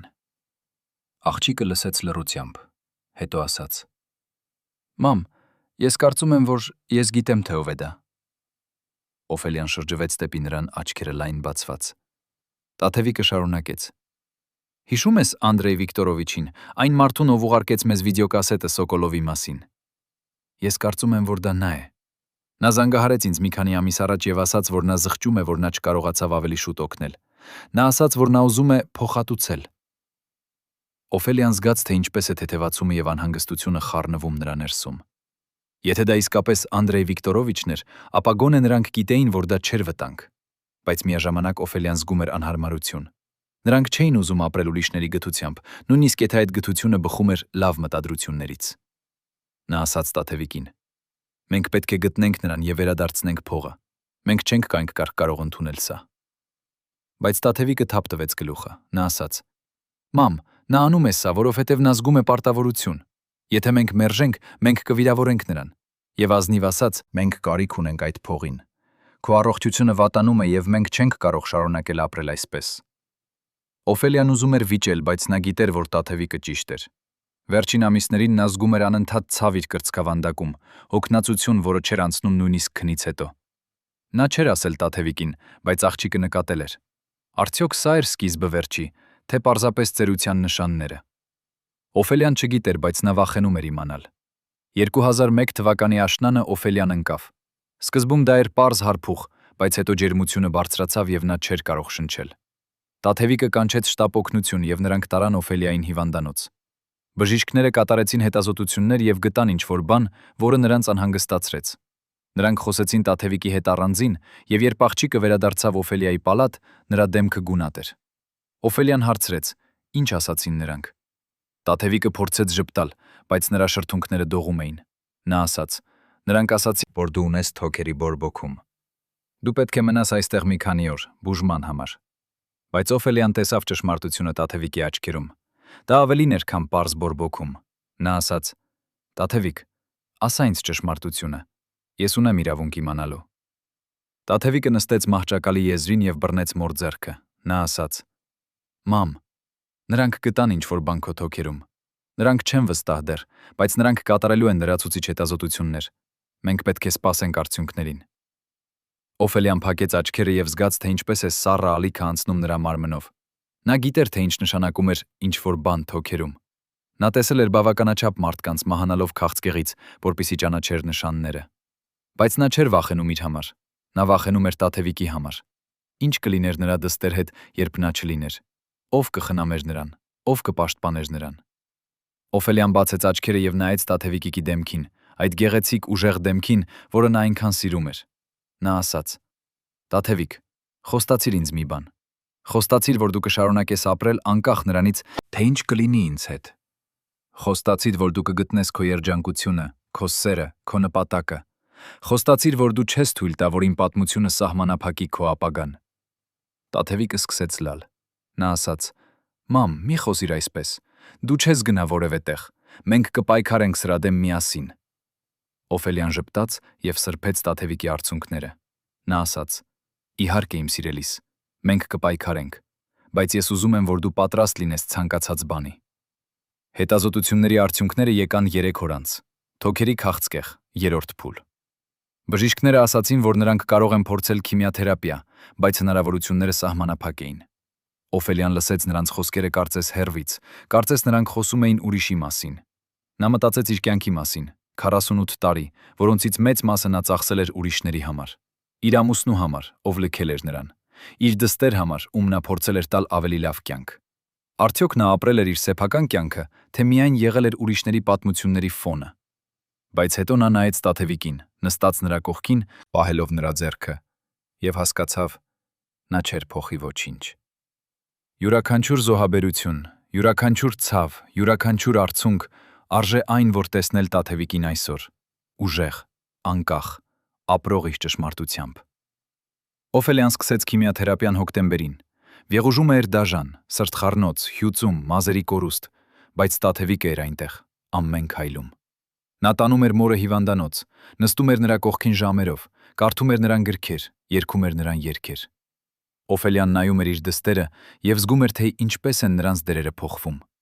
Այժմ Տաթևիկն էր խնամողը, պաշտպանողը, ուժը։ Եվ Օֆելիան թույլ էր տալիս ինքն իրեն լինել խնամվող, պաշտպանված, թույլ։ Առաջին անգամ իր կյանքում նա թույլ էր տալիս ինչ-որ մեկին խնամել իրեն, եւ դա էր տարօրինանակ ազատացնող։ 2002 թվականի ձմռանը Օֆելիայի վիճակը վատացավ։ Քիմիաթերապիան չէր աշխատում այնպես, ինչպես բժիշկները հույս ունեին։ Ուռուցքը շարունակում էր աճել, եւ ցավը դարձավ անտանելի։ Բժիշկները սկսեցին խոսել հոսպիսի մասին, մորֆինի մասին, վերջին օրերի մասին։ Օֆելիան գիտե, որ նրա ժամանակը սպառվում էր։ Նա կարող էր զգալ դա իր մարմնի յուրաքանչյուր բջջում, ինչպես կյանքը դանդաղ հեռանում էր նրանից։ Բայց նա ուներ դեռ մի բան, որ պետք է աներ։ Մի վերջին բան, որը նա պարտական էր Տաթևիկին։ Փետրվարի մի սառուն երեկո Օֆելիան խնդրեց Տաթևիկին բերել նրան թուղթ եւ գրիչ։ Նա ասաց. «Ես ուզում եմ գրել քեզ մի նամակ։ Ինչ-որ բան, որը դու կկարդաս, երբ ես այլևս չեմ լինի»։ Տաթևիկը ուզում էր բողոքել, ուզում էր ասել. «Մի խոսիր այսպես», բայց նա տեսավ որոշականությունը մոր աչքերում։ Նա բերեց թուղթը եւ գրիչը, եւ Օֆելիան սկսեց գրել։ Նրա ձեռքը դողում էր եւ տառերը անհավասար էին, բայց նա շարունակեց։ Նա գրեց ամեն ինչ, ինչ երբեք չէր ասել բարձրաձայն։ Նա գրեց իր զղջումների մասին, ուղարկելու Տաթևիկին Մոսկվա, չպաշտպանելու նրան Սոկոլովից։ Նա գրեց իր հպարտության մասին, տեսնելով, թե ինչպես է Տաթևիկը վերածվել այնպիսի ուժեղ համարձակ կնոջ։ Նա գրեց իր սիրո մասին, անսահման, անվերջ, անմահ սեր, որը կշարունակվեր նույնիսկ մահից հետո։ Եվ վերջում նա գրեց մի խնդրանք. Իմ սիրելի Տաթևիկ, երբ ես չեմ լինի, ես ուզում եմ, որ դու արձակես ինձ, ոչ թե մոռանաս, այլ արձակես։ Արձակես մեղքի զգացումը, որը ես գիտեմ, որ դու կրում ես։ Արձակես պարտավորության զգացումը, որը ես անգիտակցաբար դրեցի քո ուսերին։ Արձակես անցյալը եւ գրկիր ապագան։ Գտիր ինչ-որ մեկին, ով կսիրի քեզ այնպես, ինչպես դու արժանի ես սիրված լինելու։ Ունեցիր երեխաներ, եթե դու ուզում ես։ Երգիր, եթե դու ուզում ես, կամ մի երգիր, եթե դու չես ուզում։ Բայց ապրիր, Տաթևիկ։ Ապրիր լիովին, ազատորեն, ուրախությամբ։ Դա է միակ բանը, որ ես պահանջում եմ քեզնից։ Ապրիր այն կյանքը, որը ես երբեք չունեցա հնարավորություն ապրելու։ Եվ երբ դու երջանիկ ես, ես կլինեմ երջանիկ, որտեղ էլ որ լինեմ։ Քո մայրը, ով սիրում է քեզ ավելի քան կյանքը։ Օֆելիա։ Օֆելիան ծալեց նամակը եւ տվեց Տաթևիկին։ Նա ասաց. «Մի կարդա հիմա։ Կարդա, երբ ես գնացած լինեմ, եւ դու պատրաստ լինես լսելու իմ վերջին խոսքերը»։ Տաթևիկը վերցրեց նամակը դողացող ձեռքերով եւ դրեց իր սրտի վրա։ Նա ասաց. «Մամ, ես չեմ պատրաստ կորցնել քեզ»։ Օֆելիան ժպտաց, այն հոգնած, բայց խաղաղ ժպիտով։ Նա ասաց. «Ոչ ոք երբեք պատրաստ չէ, իմ սիրելիս։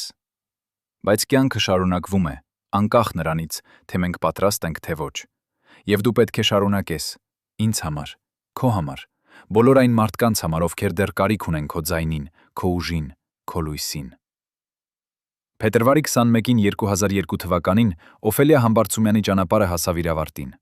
Նա մեկնեց այս աշխարհից խաղաղ, Տաթևիկի ձեռքը պահելով, լսելով իր դստեր ձայնը, երգելով նրա սիրելի երգը։ Վերջին խոսքերը, որոնք նա շշնջաց էին. «Գնա, թե չէ կմեռնես»։ Այն նույն խոսքերն էին, որոնք նա ասել էր Տաթևիկին 1993 թվականին, երբ նա ուղարկել էր նրան Մոսկվա։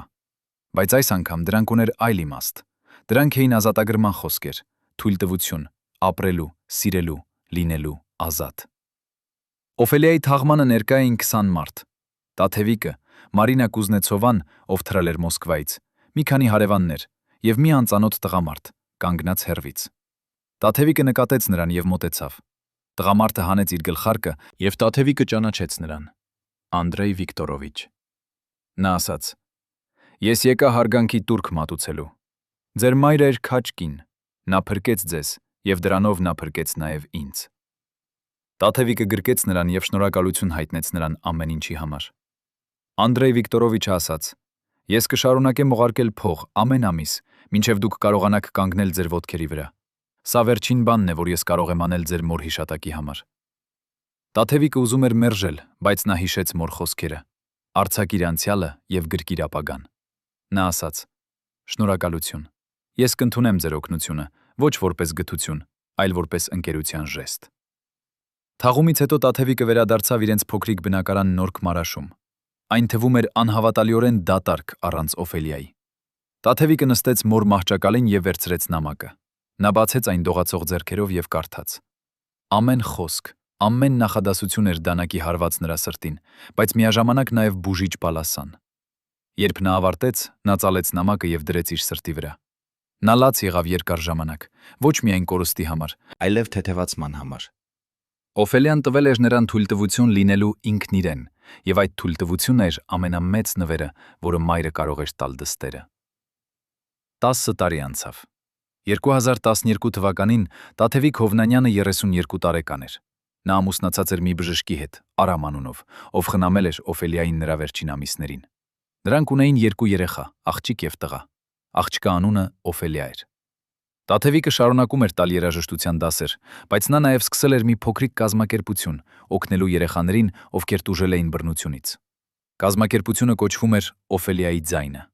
Ամեն տարի փետրվարի 21-ին Տաթևիկը կազմակերպում էր բարեգործական համերգ, հավաքելու գումար կազմակերպության համար։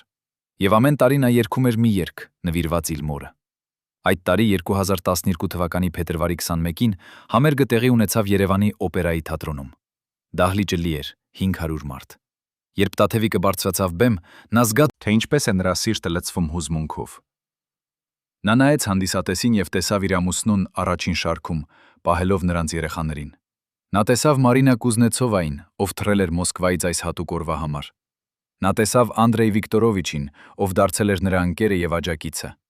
Եվ նա զգաց, թե ինչպես է Օֆելիայի ներկայությունը լցնում դահլիճը, անտեսանելի, բայց անժխտելի։ Տաթևիկը փակեց աչքերը, խորը շունչ քաշեց եւ սկսեց երգել։ Երգը կոչվում էր «Շնորհակալություն»։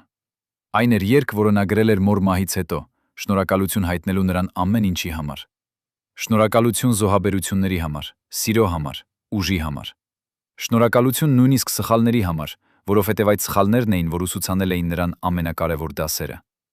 Նրա ձայնը լցրեց դահլիճը, ուժեղ, հստակ, լի հուզմունքով։ Սա այլևս չէր այն փխրուն վախեցած ձայնը, որը մի ժամանակ դողում էր Սոկոլովի դպրոցում։ Սա էր ձայն, որը գտել էր իր ուժը, իր նպատակը, իր ճշմարտությունը։ Երբ երգը ավարտվեց, դահլիճը լռեց մի պահ։ Հետո մարդիկը սկսեցին ծափահարել։ Նրանք կանգնեցին եւ ծափահարեցին երկար ժամանակ։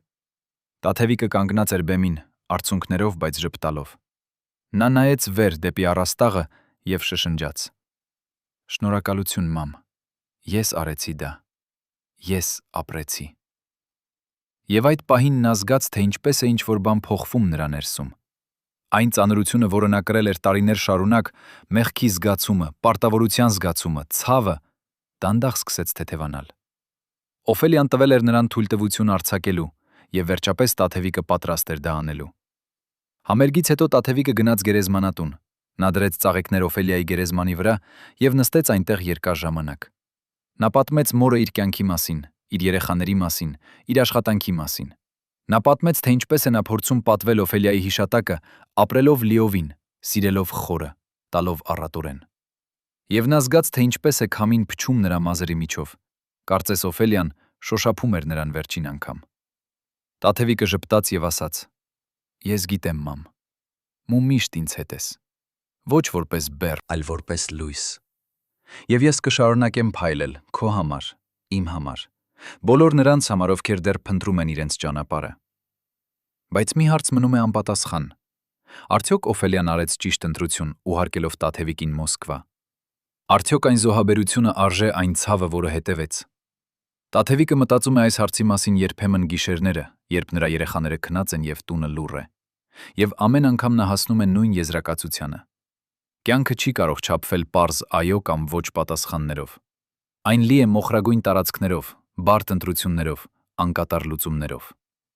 Օֆելիան արեց այն, ինչ նա կարծում էր, որ լավագույնն է իր դստեր համար։ Նա սխալվեց որոշ բաներում, բայց նա նաև ճիշտ էր շատ բաներում։ Եվ վերջում ամենակարևորը չէր ընտրությունը, այլ սերը, որը ուղեկցում էր այդ ընտրությանը։ Այսօր Տաթևիկ Հովնանյանը ապրում է Երևանում իր ընտանիքի հետ։ Նա երգում է երբեմն փոքրիկ համերգներում, բարեգործական միջոցառումներում։ Նա ուսուցանում է երեխաներին ոչ միայն երաժշտություն, այլև ինչպես գտնել իրենց ձայնը, իրենց ուժը, իրենց ճշմարտությունը։ Եվ ամեն անգամ, երբ նա տեսնում է մի երեխայի աչքերում այն փայլը, երբ նրանք հասկանում են, որ նրանք կարող են լինել ավելին, քան ուրիշները ակնկալում են նրանցից, նա հիշում է Օֆելիային։ Նա հիշում է այն կինը, ով զոհաբերեց ամեն ինչ տալու իր դստերը հնարավորություն։ Եվ նա շնորհակալ է։ Ոչ թե ճանապարհի համար, որը նրանք անցան, այլ այն սիրո համար, որը նրանց տարավ այնտեղ։ Բարեկամներ, ինչպես եք վերաբերվում Օֆելիա Համբարձումյանին։ Արդյոք նա զոհ էր իր ժամանակի եւ հանգամանքների, թե ինքը ստեղծեց իր դստեր ճակատագիրը իր սեփական ճիրացված երազանքների միջոցով։ Արդյոք մայրական սերը միշտ բավարար է, թե երբեմն այն կարող է դառնալ շղթա, որը կապում է մեզ անցյալին։ Գրեք ձեր կարծիքը մեկնաբանություններում։ Մեզ համար կարևոր է իմանալ, թե արդյոք Օֆելիայի պատմությունը դեռ ապրում է ձեր սրտերում։ Եթե այս պատմությունը շոշափեց ձեզ, սեղմեք հավանել եւ բաժանորդագրվեք մեր ալիքին։ Մենք շարունակելու ենք պատմել այն պատմությունները, որոնք աշխարհը փորձեց մոռացնել, բայց որոնք արժանի են հիշվելու։